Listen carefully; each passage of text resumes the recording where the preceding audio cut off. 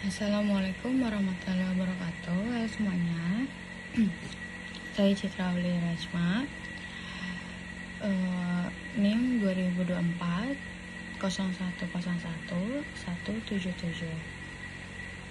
Saya dari Kelajar 001. Pada video ini saya akan menjelaskan rangkuman materi mata kuliah pasar modal dari pertemuan 1 sampai pertemuan 7. Materi yang saya bahas itu meliputi bank sentral, kebijakan moneter, sistem keuangan, pasar keuangan, stabilitas sistem keuangan, pasar uang, instrumen pasar uang, dan pasar modal Indonesia. Materi-materi ini saling berhubungan. Saling berhubungan karena membahas bagaimana sistem keuangan bekerja dan bagaimana kebijakan ekonomi dijalankan untuk menjaga kestabilitasan negara. Langsung saja kita ke pembahasan pertemuan pertama. Pada pertemuan pertama ini dibahas pada mengenai bank sentral dan peran Bank Indonesia dalam perekonomian Indonesia. Bank Indonesia ini merupakan lembaga negara yang bersifatnya independen atau bebas dari campur tangan pihak lain, termasuk pemerintah dalam menjalankan tugas dan wewenangnya.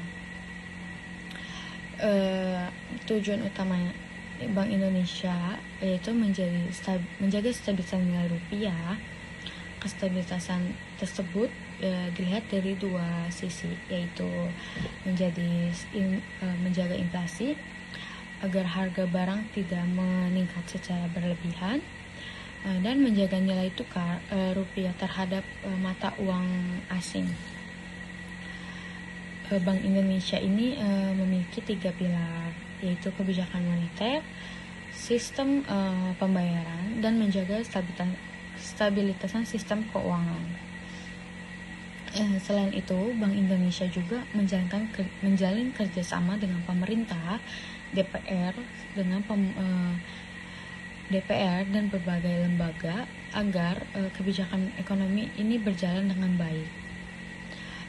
Jadi dapat disimpulkan bahwa Bank Indonesia ini bukan hanya mengatur uang beredar, tetapi juga menjaga kondisi ekonomi agar tetap stabil. Lalu pada pertemuan kedua ini dibahas mengenai kebijakan moneter. Jadi kebijakan moneter ini adalah kebijakan yang dilakukan Bank Indonesia untuk mengatur jumlah uang yang beredar agar kondisi ekonomi negara ini tetap terkendali. Tujuan utama kebijakan moneter yaitu menjaga inflasi, menjaga nilai tukar rupiah, serta mendukung pertumbuhan ekonomi finansial nasional.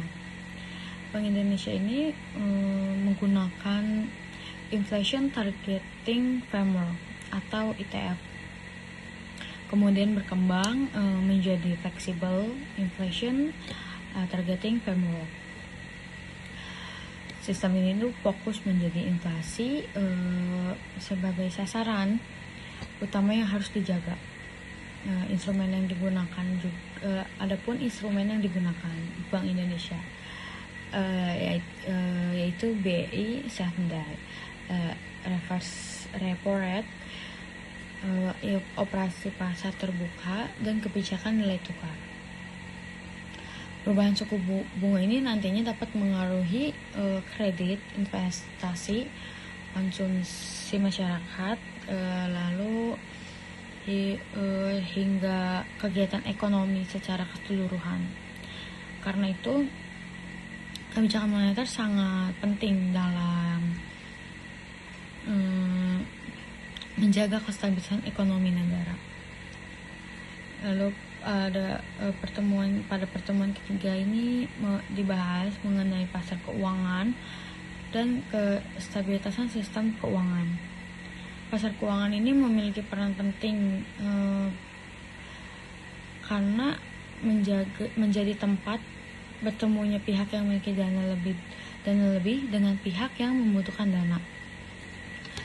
Selain sebagai sumber pembiayaan, pasar uang juga berfungsi sebagai sarana investasi yang media transmisi kebijakan moneter dan mendukung stabilitas sistem keuangan.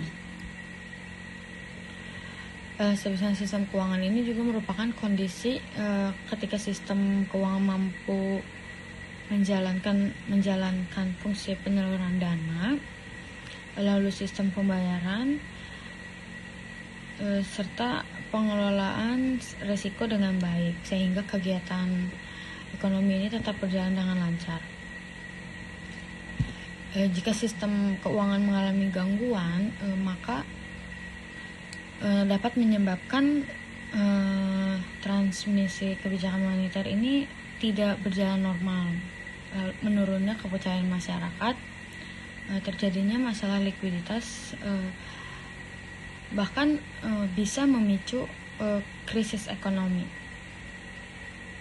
Indonesia ini pernah mengalami krisis ekonomi pada tahun 1998 yang memberikan pelajaran penting bahwa stabilitas sistem keuangan itu harus dijaga.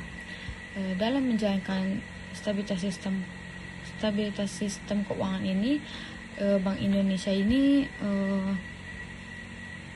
memiliki beberapa peran penting seperti menjaga stabilitas moneter, mengawasi sistem perbankan, terus mengatur sistem pembayaran, melakukan pemantauan risiko, dan menjadi leader of last resort saat terjadi krisis.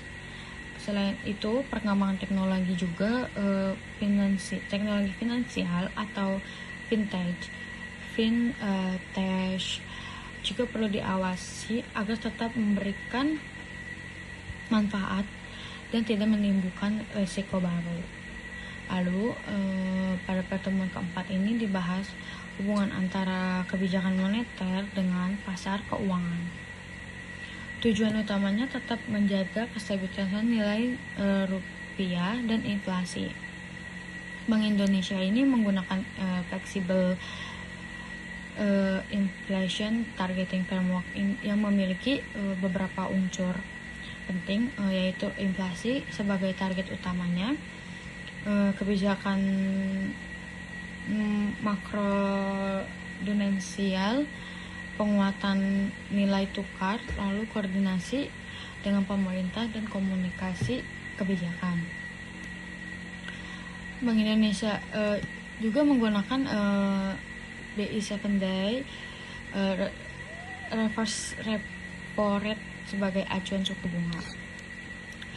Hubungan kebijakan moneter ini dengan pasar keuangan sangat penting karena perubahan kebijakan akan memengaruhi kondisi pasar, suku bunga, aktivitas pembankan, hingga kondisi ekonomi masyarakat. Lalu pada pertemuan kelima ini dibahas mengenai pasar uang. Pasar uang adalah pasar instrumen keuangan jangka pendek yang memiliki tingkat likuiditasnya tinggi.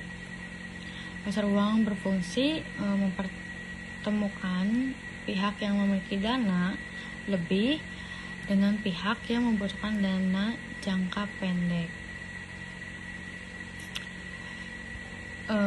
Fungsi pasar uang yaitu menjaga likuiditas, membantu penyaluran dana, menjadi jalur transmisi kebijakan moneter, dan memberikan informasi kondisi ekonomi.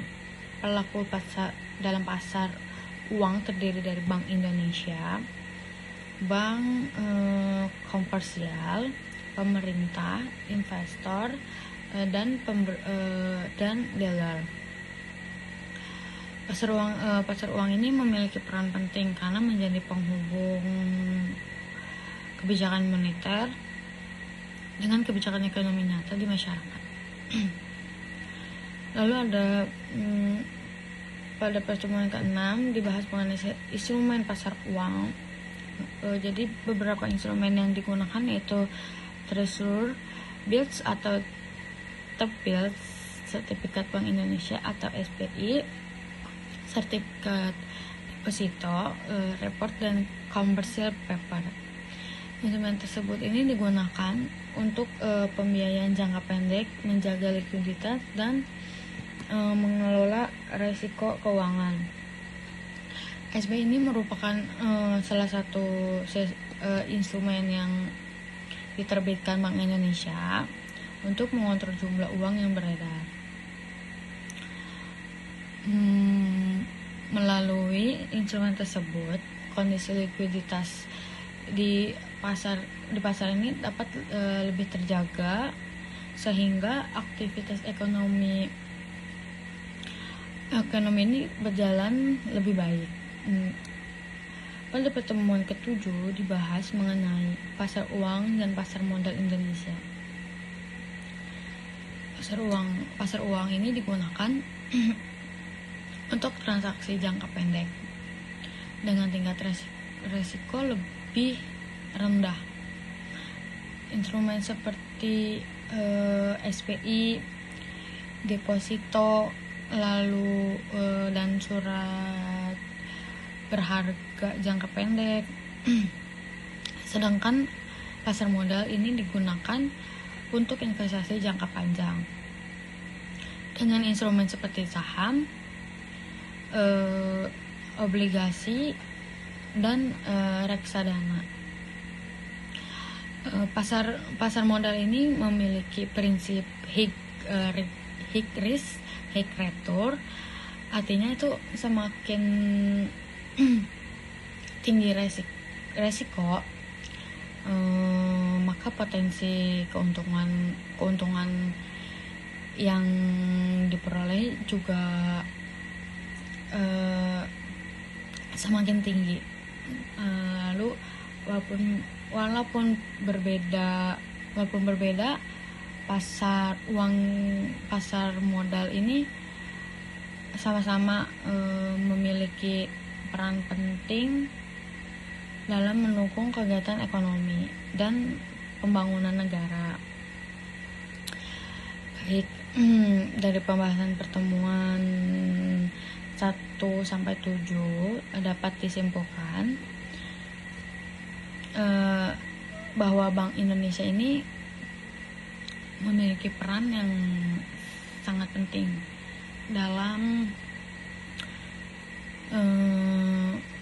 menjaga kestabilitasan ekonomi melalui kebijakan moneter